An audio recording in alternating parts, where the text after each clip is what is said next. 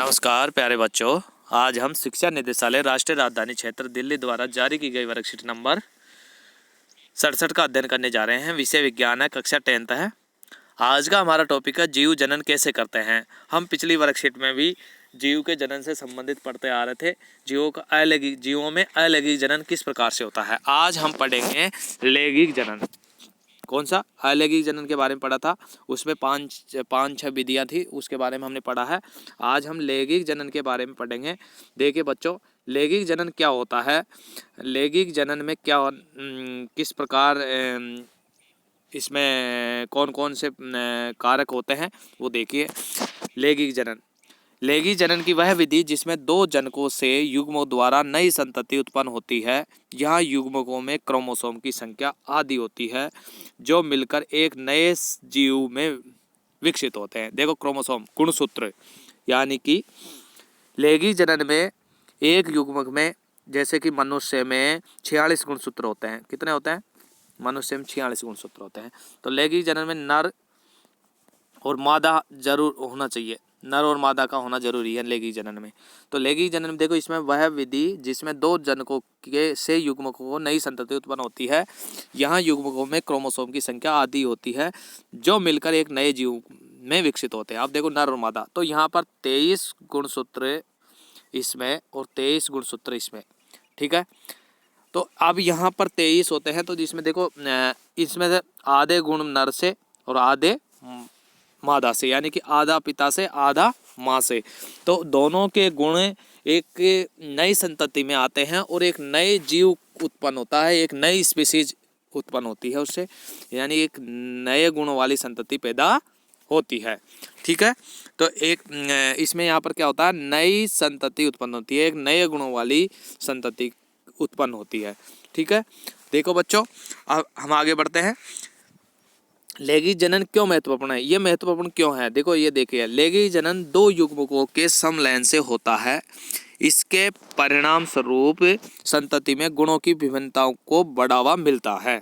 इसमें नए गुणों का संयोजन होने के कारण ये नई स्पीशीज की उत्पत्ति महत्वपूर्ण भूमिका निभाता है। देखो इसमें क्या होता है कि एक तो नई संतति पैदा होगी जिसमें 46 गुणसूत्र, जैसे मनुष्य में 46 गुणसूत्र होते थे, आधे 23 माँ से आएंगे और 23 गुणसूत्र पिता से आएंगे। तो दोनों के गुण एक नई संतान में आएंगे तो वो नई संतान अलग क्वालिटी की होगी। तो इस प्रकार से उसमें जो संतति पैदा होती है उसमें नए गुणों का संचार होता है। इसमें नए गुणों का संयोजन होने के कारण नई स्पीशीज की उत्पत्ति होती है। नई स्पीशीज की उत्पत्ति होती है, इसमें विभिन्नताएं आती है जो विकास के लिए आवश्यक, और विभिन्नताएं आती है जिससे विकास होता है। यानी कि मानव जाति में, जैसे आपको पता है, मानव जाति में लगातार मनुष्य का विकास हो रहा है क्योंकि मस्तिष्क का विकास अधिक हो रहा है। इस वजह से आज का मानव, आपको पता है, पहले के मानव के अपेक्षा सिर बड़ा है और शरीर के आकार आकृति थोड़ी छोटी होती जा रही है। और वैज्ञानिकों का मानना है कि आने वाले युग में मनुष्य का सिर बहुत बड़ा रहेगा क्योंकि मस्तिष्क बहुत बड़ा हो जाएगा। क्यों? क्योंकि मस्तिष्क आज का मानव बहुत ज़्यादा यूज कर रहा है, तो और शरीर का आकार कम हो जाएगा। तो इस प्रकार से नए विकास को वो एक आधार मिल रहा है इससे, लैंगिक जनन से। ओके बच्चों, अब इसके बाद में देखिए पुष्पी पौधों में लैंगिक जनन। अब पुष्पी पौधों में लैंगिक जनन किस प्रकार से होता है?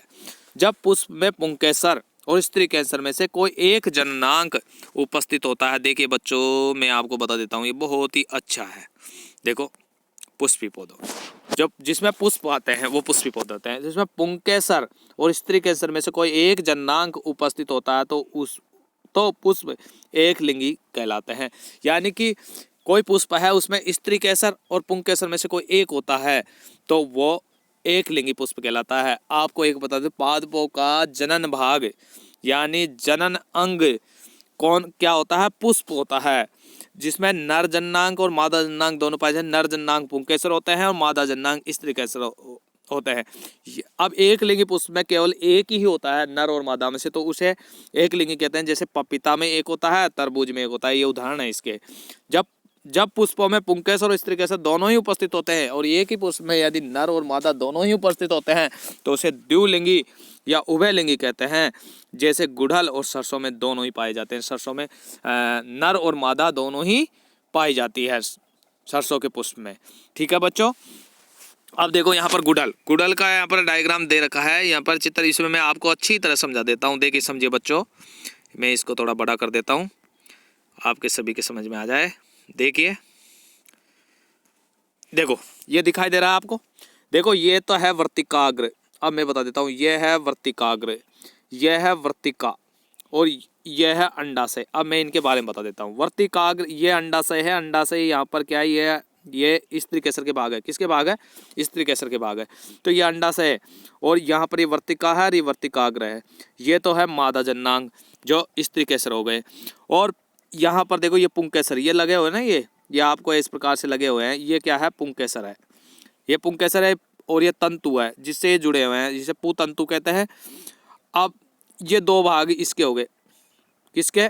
पुंकेसर के, नर जननांग के। और ये दल पंखुड़ियां है रंग बिरंगी जो इसके चारों तरफ पाई जाती है, जो कीटों को आकर्षित करने के लिए होती है पुष्प में। ओके बच्चों, अब मैं आपको बता देता हूँ, जब ये परागकोश, जब ये पुंकेसर किसे कहते हैं? परागकोश और तंतु को मिलकर पुंकेसर कहते हैं। तो ये परागकोश होते हैं ना, ऊपर लगे हुए हैं इसके चावल के दाने जैसे। तो ये क्या, जब इससे यहाँ से निकल के कहाँ जाते हैं? देखिए मैं बता देता हूँ बच्चों, ये पुंकेसर यहाँ से जब इस पे चले जाते हैं, किस पे? वर्तिकाग्र पर। तो वर्तिकाग्र पर एक विशेष प्रकार का रसायन स्रावित करते हैं, जिससे एक नली बनती है यहाँ से यहाँ तक, अंडाशय तक। तो वो नली को क्या कहते हैं? पराग नलिका। क्या कहते हैं?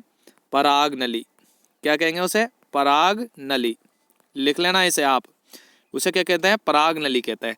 ये पराग नली यहाँ से यहाँ तक अब इस जगह पर आता है। तो इस पराग नली से ये परागकोश इस पराग नली के माध्यम से कहाँ जाता है? अंडाशय पर आ जाता है। अंडाशय में यहाँ पर बीजांड होते हैं, इससे मिल जाता है। यहाँ पर निषेचन होता है, यहाँ पर क्या होता है? अब ये पराग, देखो ये पराग कोश का पराग यहाँ पुंकेसर से टूट के यहाँ पर वर्तिका तक आने की क्रिया को परागण कहते हैं। क्या कहते हैं? परागण कहते हैं। बच्चों ध्यान दो, यहाँ पर इसे क्या कहेंगे? परागण कहते हैं। और परागण, और यहाँ पर आके इसमें होता है निषेचन। इसे क्या कहते हैं? निषेचन। क्या हो जाता है? निषेचन होता है यहाँ पर, निषेचन, यहाँ निषेचन हो जाता है यहाँ पर, निषेचन। तो इसे निषेचन कहते हैं। और निषेचन के फलस्वरूप क्या बनता है? यहाँ पर एक परिपक्व बीजांड, यहाँ पर फल, यानी कि फल का निर्माण यहाँ होता है।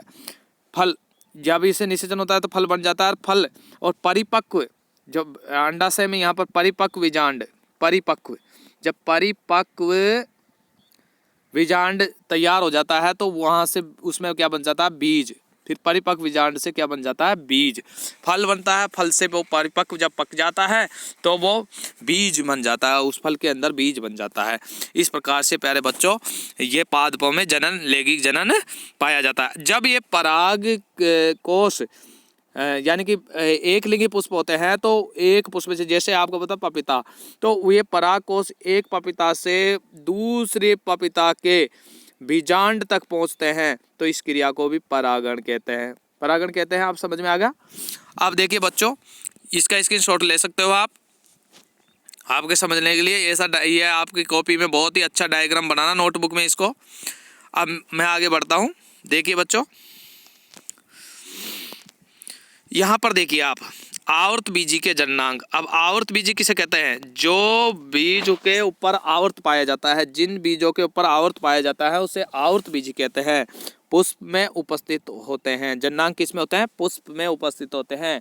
जिनमें आवर्त बीजी जो पौधे हैं उनमें क्या होता है? उनमें जननांग पाए जाते हैं। वो कहाँ पर होते हैं? पुष्प में होते हैं। पुंकेसर नर जननांग जो परागकण बनाते हैं।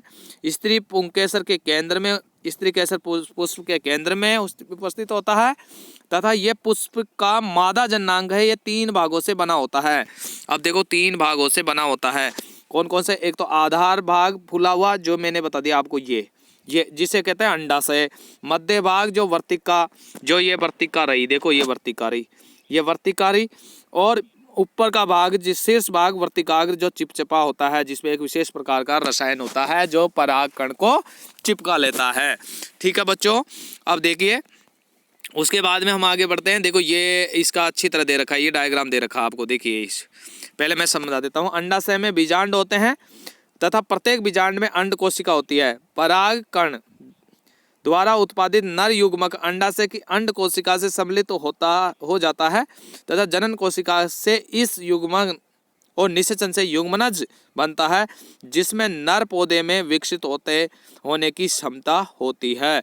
अब देखिए मैं बता देता हूँ आपको, मैंने ये चीज़ें आपको बता दी और समझा देता हूँ मैं आपको। देखो ये परागकण पुंकेसर से आके यहाँ पर चिपक गए। अब इससे एक रसायन स्रावित होता है जिससे पराग नलिका बनती है। ये क्या है? पराग नली। पराग नली देखो ये दे रखी, पराग नली है ना, मैंने अभी ये समझाया था आपको। तो ये पराग नली यहाँ से यहाँ आती है और ये अंडाशय, अंडा में मादा युग्मक है, यहाँ पर नर कोशिका मादा कोशिका होती है अंडाशय के अंदर, ये बीजांड। तो यहाँ पर इससे ये पराग कण अंड कोशिका से आके मिलता है और यहाँ पर निषेचन होता है और निषेचन के फलस्वरूप यहाँ पर फल का निर्माण होता है और फल से बीज का निर्माण होता है। परिपक्व अंडाशय बीज कहलाता है, फिर बीज का निर्माण हो जाता है और ये बीज आवर्त बीजी होता है, इसके चारों तरफ आवर्त होता है। ठीक है बच्चों, अब इसके बाद में देखो इसका स्क्रीनशॉट ले लो आप। ओके, अब देखिए इसके बाद में हम आगे बढ़ते हैं।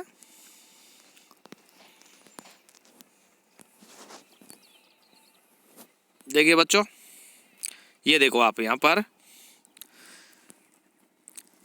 पराग कणों का पुंकेसर से वर्तिकाग्र तक स्थानांतरण परागकण गण कहलाता है। परागण क्या कहलाता है? मैंने बताया ना आपको कि पराग कणों का पुंकेसर से वर्तिकाग्र तक, यानी कि स्त्रीकेसर तक जाने की प्रक्रिया को परागण कहते हैं। यदि पराग कणों का ये स्थानांतर उसी पुष्प के वर्तिकाग्र पर होता है तो इसे स्वपरागण कहते हैं, परंतु एक पुष्प से के परागण दूसरे पुष्प पर स्थानांतरित होता है तो इसे परपरागण कहते हैं। एक पुष्प से दूसरे पुष्प तक पराग कणों का स्थानांतरण वायु, जल अथवा प्राणी जैसे वाहकों द्वारा होता है। अब यह स्थानांतरण किस किस से होता है? वायु से भी होता है, जल से भी द्वारा होता है और प्राणी में पशु पक्षी मानव ये सब आ गए, इनसे होता है। ओके बच्चों, इसके बाद में देखिए पराग कणों के उपयुक्त वर्तिकाग्र पर पहुंचने के पश्चात नर युग्मक को अंडाशय में स्थित मादा युग्मक तक पहुंचाना होता है। पराग कणों के उपयुक्त वर्तिकाग्र पर पहुंचने के पश्चात नर युग्मक को अंडाशय में स्थित मादा युग्मक तक पहुंचना होता है। अब यहाँ पर क्या होता है?